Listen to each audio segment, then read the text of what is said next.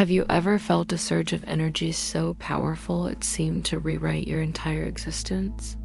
A force that awakens every cell in your body, igniting a fire within that both exhilarates and terrifies? This, my friends, is the rising of Kundalini, the serpent power that lies dormant at the base of your spine. But what happens after this cosmic awakening? How do you navigate life when your inner world has been turned upside down?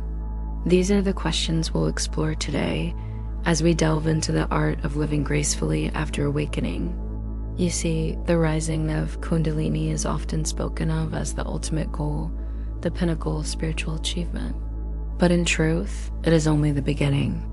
When that serpent uncoils, life energy surges through you with an intensity you may have never known before. It's light, it's ecstasy, it's clarity and power, all at once. But here's the catch. It can also be overwhelming if you're unprepared. Awakening, you see, is not enough. Integration is essential. Without stability, this gift of higher energy can turn into imbalance, chaos even. So let us explore, shall we, how to live gracefully after this profound awakening? First, we must talk about grounding the energy. When Kundalini rises, your entire system may feel like it's floating, vibrating, even detached from the physical realm. This is why grounding practices become so vital. You must spend time with your body, walk barefoot on the earth, practice simple movements, breathe deeply, eat with full awareness. The aim here is not to bring the energy down, no. It's to give it roots so it doesn't scatter to the winds.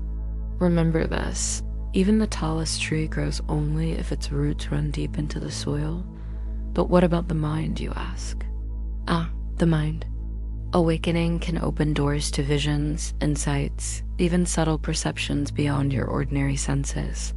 But the mind must remain steady, or you risk being carried away by fantasies or confusion. Stabilization comes through daily practices, meditation, mantra, breath awareness, that anchor you in clarity.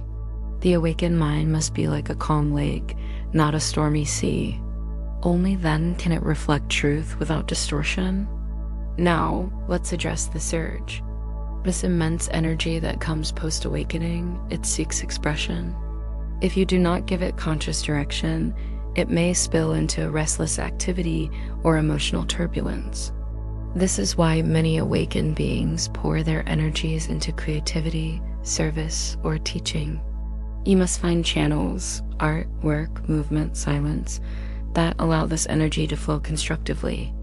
The point is not to use it up, but to keep it flowing in ways that expand rather than entangle. But here's a danger many fall into after awakening: the temptation to withdraw completely, to escape into inner states and neglect the world around them. But true mastery, you see, is not escape. It's participation without being trapped. You can walk in the marketplace yet remain untouched within. This balance is cultivated by engaging in life consciously, speaking when needed, silent when not, acting without attachment, loving without clinging. In this way, the awakened one does not reject life but elevates it. Perhaps the greatest test after awakening is the ego, the sense of being special, of having achieved something others do not have. It can quietly creep in. But remember this energy is not yours. It is life itself moving through you. Stay humble. Seek guidance from those who have walked further on this path. Share not from a place of superiority, but from compassion. True awakening bows down, it does not stand above. When Kundalini is stabilized, do you know what the greatest gift becomes? It's not what you do, but what you are. Your presence itself begins to nourish others. Without words, without effort, those around you sense stillness, clarity, and joy. This is the natural fragrance of an integrated awakening. You become like a lamp, not by effort, but simply by being lit. So you see, awakening is not the end of the journey. It is the beginning of a higher responsibility. To live as an embodiment of clarity, to stabilize the flame so it lights the way for others, to carry this surge of life energy not as a burden, but as a blessing. When this integration happens, life is no longer about peaks and valleys, struggles and escapes. It becomes a gentle, steady radiance. Not dramatic, but profound. Not noisy, but uncheckable. That is when you know Kundalini has not only awakened, it has settled into grace. But let me ask you this. Have you ever experienced moments of profound clarity or energy that left you feeling both exhilarated and overwhelmed? How did you navigate those experiences? What practices helped you find balance? You see, whether you've experienced a full Kundalini awakening or simply moments of heightened awareness, the principles we've explored today apply to all of us. We all face the challenge of integrating our highest experiences into our daily lives. So here's what I want you to do. Take a moment right now to reflect on your own journey. Where do you feel most grounded? Where do you feel most scattered? What practices or activities help you channel your energy constructively? And here, as the real question, the one that might just change everything. How can you bring more of your awakened self into your everyday interactions? How can your presence become a gift to those around you? Remember, true awakening is not about escaping the world. It's about transforming how we engage with it.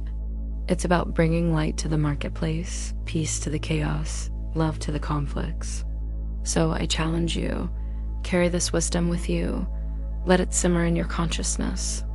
And the next time you interact with someone, be it a loved one or a stranger, see if you can bring just a touch more presence, a bit more clarity, a hint more compassion.